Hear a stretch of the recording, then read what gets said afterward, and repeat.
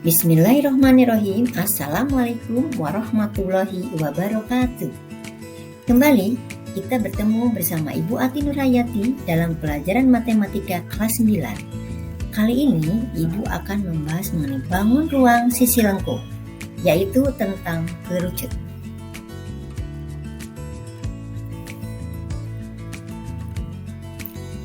Kompetensi dasarnya adalah pengetahuan 3.7 membuat generalisasi luas permukaan dan volume berbagai bangun ruang sisi lengkung, tabung, kerucut, dan bola. Sedangkan keterampilannya itu 4.7 menyelesaikan masalah kontekstual yang berkaitan dengan luas permukaan dan volume bangun ruang sisi lengkung, tabung, kerucut, dan bola, serta gabungan beberapa bangun ruang sisi lengkung.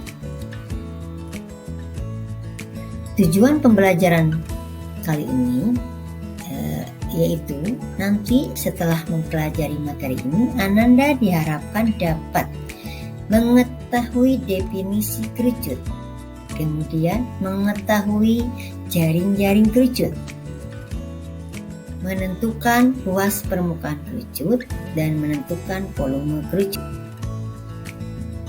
Nah, ini benda-benda di sekitar kita yang berbentuk kerucut. Secara tidak langsung kita menemukan dalam kehidupan sehari, baik itu di rumah, di luar, ataupun dalam bentuk makanan, itu ada benda-benda berbentuk kerucut. Nah ini ya, ada es kon, ada wortel, kalau kita lihat seperti kerucut. Topi ulang tahun, banyak dan banyak lagi.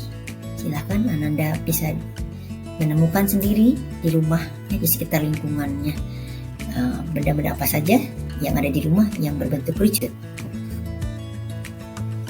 Bagian pertama, apa itu kerucut? Nah, di sini adalah definisi dari kerucut. Kerucut adalah bangun ruang sisi lengkung yang dapat dibentuk dari tabung dengan mengubah tutup tabung menjadi titik. Atau istilah lainnya ada yang mengatakan begini, yaitu kerucut adalah limas yang alasnya berbentuk lingkaran. Nah, ini adalah jaring-jaring dari sebuah kerucut, ya. Ternyata unsur-unsurnya terdiri dari unsur-unsur kerucut dulu ya. Ini terdiri dari titik puncak, kemudian ada sisi lengkung, kemudian yang di paling bawah itu adalah alas. Nah, kalau kita buka, nah ini jaring-jaringnya kita gunting ya. Ternyata alasnya itu berbentuk lingkaran, sedangkan sisi lengkung itu atau selimut kerucut itu kalau kita belah itu merupakan sebuah bidang ya. Selembar kertas berbentuk segitiga, tapi tidak segitiga. Nah, ini yang kalian harus ingat, penting sekali di dalam pelajaran kelas 8 kalian menemukan segitiga siku-siku. Nah, dalam kerucut ini kalau kita tarik garis dari titik puncak ke bawah, kemudian tarik ke pinggir. Nah, ini adalah ada garis pelukis ya, itu merupakan sisi miringnya. Nah, ini akan berlaku teorema Pythagoras, yaitu S pangkat 2 sama dengan R pangkat 2 ditambah T kuadrat. Nah, ini S ini ada sisi miring, sedangkan T ini adalah tinggi, sedangkan R adalah jari-jari. Ini rumusnya ya, kalau mencari S sama dengan akar dari R pangkat 2 ditambah T pangkat 2. Sedangkan kalau mencari tinggi sama dengan akar dari S pangkat 2 dikurangi R pangkat 2. Sedangkan mencari jari-jari sama dengan akar S pangkat 2 dikurangi T pangkat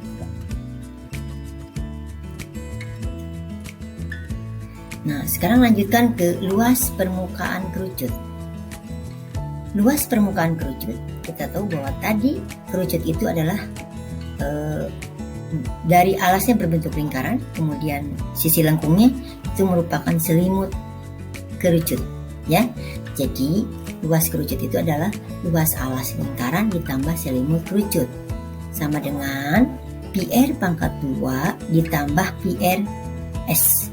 Atau kita sederhanakan biar lebih mudah lagi ya konsepnya, bahwa luas kerucut sama dengan VR dikali R ditambah S.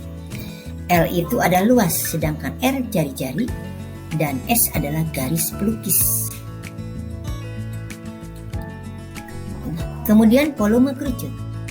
Volume kerucut, sebelum kita masuk ke dalam rumus, kita harus tahu dulu konsepnya biar kalian ingat rumusnya ya. bahwa ternyata isi tabung itu adalah 3 kali isi kerucut.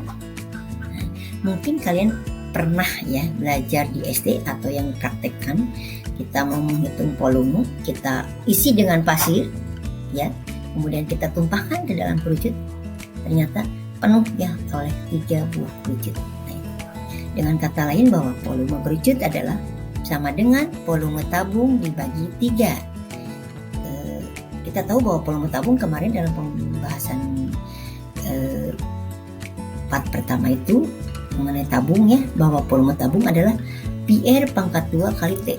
Maka volume kerucut sama dengan PR pangkat 2 kali T dibagi 3, di mana V-nya adalah volume, R-nya adalah jari-jari, T-nya adalah tinggi. Nah, kita aplikasikan dalam contoh soal berikut. Contoh yang pertama, bagaimana mencari luas permukaan kerucutnya, menghitung luas permukaan kerucut. Di sini perhatikan gambar, tentukan luas permukaan kerucut. Di dalam gambar ternyata ada yang disebut dengan jari-jari, itu adalah jari-jarinya adalah 7 cm, sedangkan garis pelukisnya adalah 25 cm. Ditanyakan luas. Kita tahu luas itu adalah sama dengan VR dikali R ditambah S. Nah, kita substitusikan. V-nya jangan dulu diganti, biar mudah ya.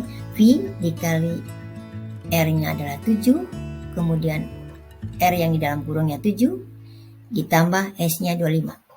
Jadi 7V dikali 32 sama dengan 224 pi cm persegi. Jadi luasnya adalah 224 cm persegi. Contoh soal yang kedua, menghitung tinggi kerucut. Perhatikan gambar. Diketahui di dalam gambar luas kerucutnya adalah 300 V, sedangkan jari-jarinya adalah 12 ya, 12 desimeter. Nah, karena yang diketahuinya adalah luas, maka kita gunakan luas kerucut. Luas kerucut sama dengan PR dikali R ditambah S. Substitusikan, L-nya adalah 300 V sama dengan V dikali 12 dikali 12 ditambah S. Nah, kemudian 300 pi dibagi 12 pi sama dengan 12 ditambah S. Kemudian kita coret ya, pi dibagi V kan 1, kemudian 300 dibagi 12 adalah 25. Jadi 25 sama dengan 12 ditambah S. S sama dengan 25, nah 12 nya pindah ke kiri. Jadi 25 dikurangi 12, ternyata S-nya adalah sama dengan 13. Karena kita mencari tinggi, kita mudah dengan menggunakan teorema Pythagoras, bahwa T sama dengan akar dari S pangkat 2 dikurangi R pangkat 2. Jadi T sama dengan akar 13 pangkat 2 dikurangi 12 pangkat 2. T sama dengan akar 169 dikurangi 144. T sama dengan akar 25. Nah, akar 25 kita tahu bahwa 5 kan ya. Nah, jadi T tinggi sama dengan 5. Jadi tinggi kerucutnya adalah 5 desimeter. Contoh soal yang ketiga, bagaimana menghitung volume kerucut? Nah, perhatikan gambar kembali. Di sini ada diketahui bahwa garis pelukis atau S-nya adalah 13 cm, sedangkan diameternya itu adalah 10. Kenapa diameter? Karena panjang. Ingat bahwa mencari jari-jari kalau diketahui diameter, ini adalah diameter dibagi 2. Jari-jari itu adalah setengahnya dari diameter, maka R-nya adalah 5. Kita substitusikan lagi ke dalam rumus. Ada R, ada S, ya ini pasti menggunakan rumus teorema Pythagoras lagi ya. Nah, karena kita memasukkan volume, kita tahu bahwa rumus volume tab kerucut adalah PR pangkat 2 kali T dibagi 3.